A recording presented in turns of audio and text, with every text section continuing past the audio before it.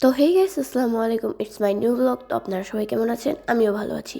তো আজকে আমার পাপা বাজার থেকে চাইপলা মাছ নিয়ে এসেছে। তো আমার মাম্মা আজকে চাইপলা মাছ রান্না করবে। তো আপনাদের সাথে শেয়ার করি। অ্যান্ড আমার মাম্মা তো খুবই রেগে গিয়েছিল যে এত ছোট ছোট মাছ আমি কাটতে পারবো না। এখন মাম্মা রান্না করছে। প্রথমে তেল দিয়ে দিল, সরিষার তেল। পাপা সরিষার তেল ছাড়া অন্য কোনো তেল দিয়ে রান্না করলে খায় না। অ্যান্ড মরিচ দিয়ে দিল।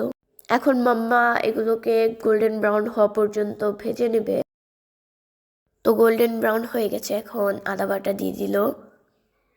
এখন সামান্য একটু পানি দিয়ে দিল।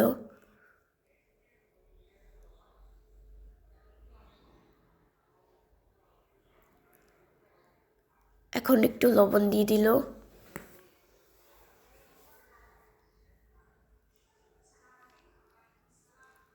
ধনিয়ার গুঁড়া, মরিচের গুঁড়া আর হলুদের গুঁড়া দিয়ে দিল।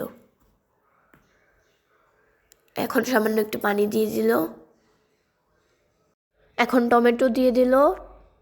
টমেটো কষানো হয়ে গেলে তারপর মাছগুলো দিয়ে দিল।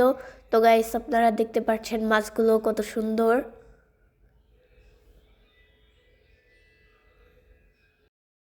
মাছগুলো দেওয়ার পর সামান্য একটু পানি দিয়ে দিল।